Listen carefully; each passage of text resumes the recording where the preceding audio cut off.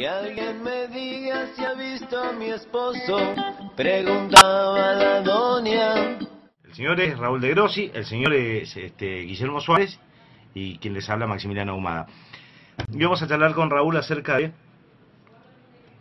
tratar de explicar, que lo va a hacer él por supuesto, la incidencia de lo que tiene que ver con la reforma de la Carta Orgánica del Banco Central, entre otras cosas.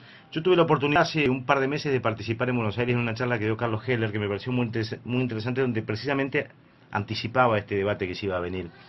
Es muy interesante. El primer presidente del Banco Central en el peronismo fue Miguel Miranda. Miguel Miranda. El rey de la hojalata, digamos, Sí. un empresario hojalatero, con esa teoría de Perón de que la empresa la economía había que ponerla que la manejaran los empresarios, que fue realmente un patriota, un argentino ejemplar que murió exiliado en Montevideo después de la Revolución Libertadora. Es una de las dos reformas estructurales más importantes del peronismo. Sí. La gente recuerda del peronismo la legislación social, los derechos de los trabajadores. Una fue la creación del Instituto Argentino de Promoción del Intercambio, el IAPI, que nacionalizó el comercio exterior, o sea, puso en manos del Estado el control del comercio exterior. Ahí volvió a retomar el control de la banca. Y la otra fue la nacionalización del Banco Central, o sea, que el Banco Central pasara a ser una entidad absolutamente pública, controlada por el Estado argentino, que fue acompañado además de la nacionalización de los depósitos bancarios. Claro. No es que los bancos privados desaparecieron y dejaron de funcionar, la gente depositaba, etcétera, pero los depósitos eran por cuenta y orden del Banco Central, de modo que el Banco Central era el que ejercía el control. No solo el control sobre los bancos, sino el direccionamiento del crédito. Claro. Es decir, a dónde había que orientar los ahorros, digamos, de la población, porque los créditos que otorgan los bancos son fruto de los ahorros que aquellos que tienen una cuenta en un banco disponen. Es decir, hay un capital, un patrimonio que el banco pone, pero sustancialmente el crédito es el ahorro de una sociedad. Claro. Y la diferencia entre lo que a uno le pagan si tiene una cuenta en un banco y lo que le cobran si pide un préstamo, esa diferencia es el negocio del banco. Es tan viejo como el capitalismo y más, tal vez, la institución más típicamente capitalista, digamos, el banco. Bueno. Y dos escalones más adelante, en el momento histórico, después llegó el golpe del 55, ya en el 56, cuando Argentina volvía a Raúl Prebisch, ¿no? Al Banco Central, y de alguna manera le daba pie a Arturo Jauretche a escribir el retorno al coloniaje. Es que se desnacionalizaron los depósitos, es decir, dejado de tener el Banco Central control sobre el destino del ahorro y el crédito. La Argentina ingresó al Fondo Monetario. El Fondo Monetario se creó en 1944, claro, a fines de la Segunda Guerra Mundial. Ingresó en el 56. Argentina ingresó en el 56 en el gobierno de Aramburu, en la dictadura de la Revolución Libertadora, porque Perón nunca había querido entrar al esquema del Fondo Monetario Internacional, de los acuerdos de Bretton Woods, porque de alguna manera tenía que desmantelar para ingresar toda esa estructura económica, digamos, de defensa del interés nacional con un control fuerte del Estado que el peronismo había montado. Claro. De hecho, también liquidó el IAPI, la Revolución Libertadora, o sea, y el comercio exterior volvió a estar en manos. Y a partir del 56 pasamos a depender del Banco de Basilea, Banco de Inversiones de Basilea. Sí, en realidad el Banco de Basilea es una institución, digamos, que funciona en Suiza, que es la que establece las reglas supuestamente deseables del sistema financiero. Sí. Es decir, bueno, a ver, si ustedes tienen tal relación entre los depósitos y los préstamos, y su cartera de préstamos tiene estas características, digamos, este es el banco modelo o el banco ideal. El problema con esto, que ahora se está viendo muy claro en el debate en el Congreso de la reforma del Banco Central, es que nos plantean, digamos, como que las instituciones son una especie de tablas de la ley que las trajo un día Moisés del Sinaí, digamos, que no tienen ningún origen ni ningún anclaje en ninguna ideología, proyecto político, no. Es decir, las instituciones son el resultado de una forma de entender la sociedad, la economía, el trabajo, etcétera. El Banco Central es un ejemplo muy claro. El Banco Central que teníamos o que tenemos y que estamos en trance de modificar, y el para qué lo queremos modificar. Mira lo que decía Perón a propósito de lo que estás comentando. La economía y el libre mercado son solo afirmaciones para el consumo de los tontos e ignorantes. La economía nunca es libre. O la controla el Estado en beneficio del pueblo, o la controlan las grandes corporaciones en perjuicio de este, ¿no? En definitiva, entender que esta regulación es casi del orden natural, con un mensaje inocente y que no direcciona hacia un lugar, es ignorante. No, de hecho, es tan influenciado y tan interferido y tan importante en la vida de un país el Banco Central, que muchos no recuerden o no sepan, algunos, que Cavallo, antes de ser ministro de Economía de la dictadura y después del menemismo, fue presidente del Banco Central. ¿En el 82? Exactamente, y fue, digamos, tuvo un paso muy recordado porque fue el de la estatización de la deuda privada. Es decir, a través de los seguros de cambio, el Estado argentino tomó a su cargo miles de millones de dólares de deuda de grupos económicos argentinos contraídos en el exterior y que no podían pagar, que fue lo que hizo que se sextuplicara la deuda externa argentina entre la asunción de Videla y la vuelta de la democracia. Y que la paga, esa sí la pagamos todos los Exactamente, ¿cómo pagamos la especificación y todo eso? Por eso cuando dicen el gobierno quiere echar mano de una caja, etcétera, bueno, a ver, ¿qué hay depositado en el Banco Central? El Banco Central no es un banco como el Banco Ica o el Credit Coop o el Banco Nación, donde tiene plata de los clientes. Es un banco en donde está depositado las reservas, digamos, internacionales del país, que son fruto de las divisas que acumula a partir del comercio exterior. Vieron que siempre en estos días decían, bueno, los exportadores ahora en estos días van a escuchar, empiezan a liquidar la cosecha, pagan en dólares, el Banco Central se junta con reservas y aumenta, bueno, esas reservas están allí. Pero el Banco Central es una entidad autárquica del Estado Nacional, que responde por las obligaciones del Banco Central. Cada vez que se presenta este problema de los fondos buitres que van a los juzgados de Estados Unidos a embargar a la Argentina porque no entraron en el canje, reclaman deuda, digamos, deuda vieja de antes del corralito y del default del 2001, dicen, no, vamos a embargar el Banco Central, porque quedó demostrado que el Banco Central en realidad es una entidad que en última instancia le presta plata al gobierno, etcétera. Bueno, el Banco Central es una institución que tiene nombre de banco, pero no es un banco clásico y tradicional. Controla además a todos los demás bancos. O sea, es la autoridad de control y de regulación de la Ley de Entidades Financieras, que es la que tenemos vigente de los tiempos de Martín Edola, de la dictadura militar, digamos.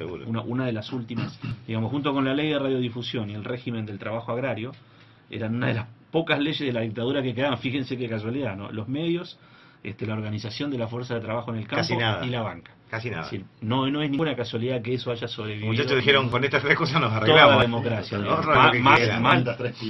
Más las reformas que se hicieron en el menemismo. O sea, las reformas que se hicieron a la ley de entidades financieras y al Banco Central en tiempo del menemismo son peores aún que la de Martínez Edola en la dictadura. Entonces, en el año 92, el Fondo Monetario Internacional, en el marco de lo que era el consenso de Washington, toda esa idea de que, digamos, ese manual para manejar el país, que ahora se lo venden a Grecia, se lo venden a España, digamos, aprobaron, como Niemeyer en el 35, exactamente igual. Le mandaron a Cavallo un paper con la carta orgánica del Banco Central, tiene que ser así, y esa es la carta orgánica que ahora se está modificando.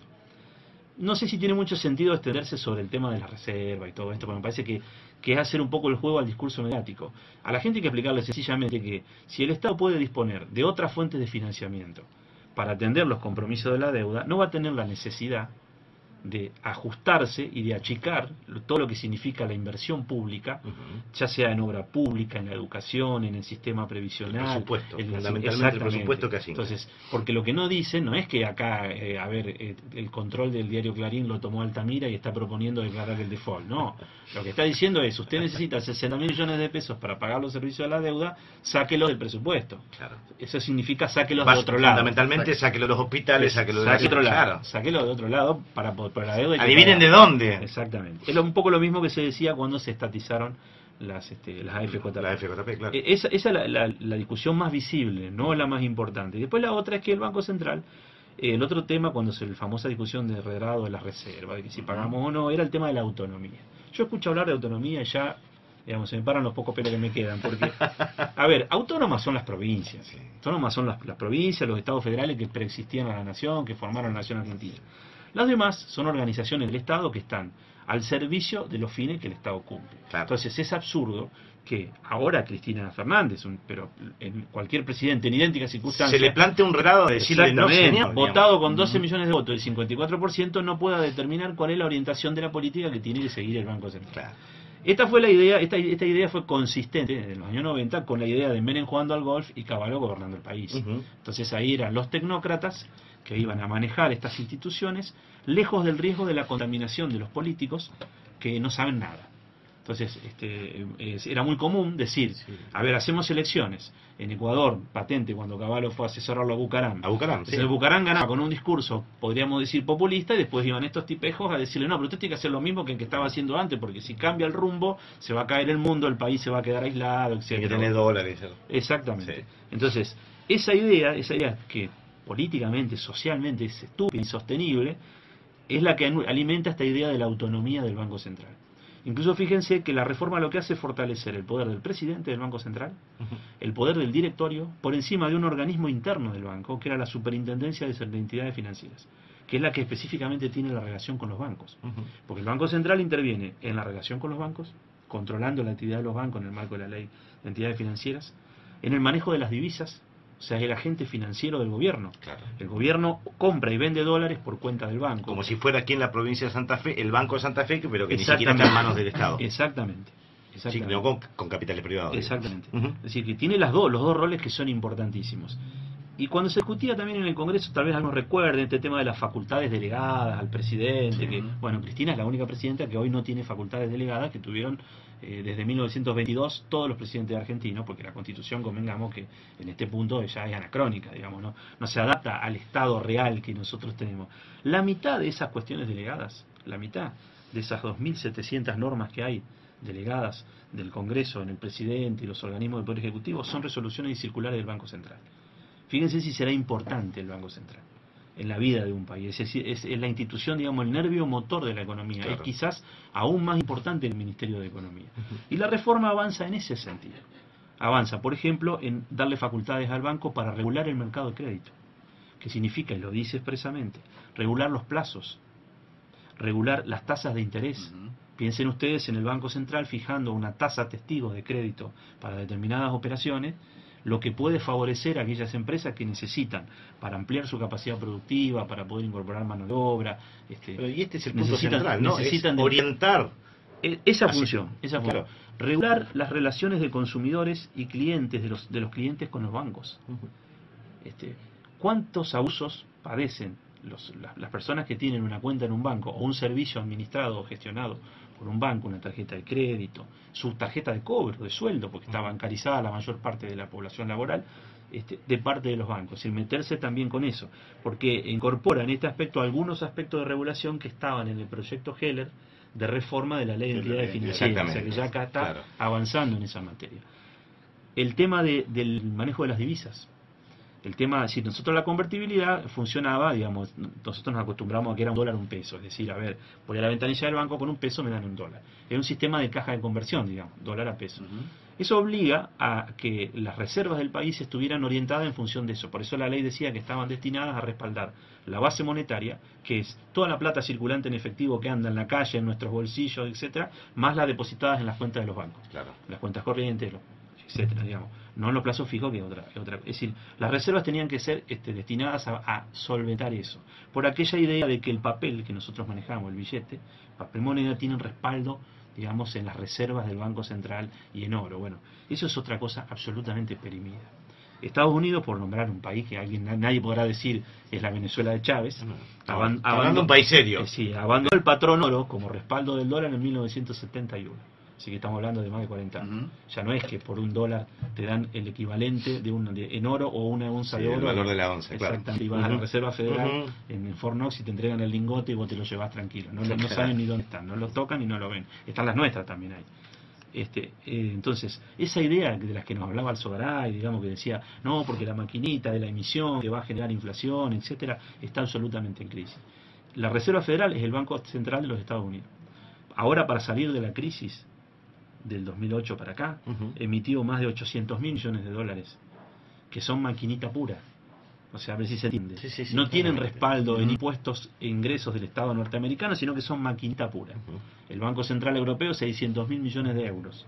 Para salir de la crisis, digamos que en realidad van a parar a los bancos, etcétera. Entonces esa idea de que no, que la reserva, que va a caer el valor de la moneda, que va para la inflación, que si no tiene sostén, digamos, de hecho no tiene sostén ni la inflación que todos padecemos es un problema mucho más complejo que tiene que ver con otras cuestiones, que es la puja distributiva, un mercado concentrado donde los formadores de precios. Hay empresas que 4 o 5 empresas controlan la formación de los precios, le dan un aumento a los trabajadores en la paritaria y automáticamente lo trasladan a los precios, aunque el costo laboral es bajísimo, es ínfimo, digamos, en promedio, en algunos casos es irrisorio, lo que le cuesta, digamos, el salario sobre el total de lo que una empresa gana. Entonces, nos corren con ese fantasma para no ver esto otro, que es el hecho de que el Estado recupera el control, y cuando digo el Estado digo el poder político, y cuando digo el poder político digo las autoridades votadas elegidas por el pueblo, popular, claro. No solo la presidenta, sino también el Congreso de la Nación. Por supuesto. Porque el Banco Central, en mi opinión es inconstitucional, pero la Carta Orgánica lo establece, el directorio del Banco Central es designado con acuerdo del Senado de la Nación. Incluso el pliego de Mercedes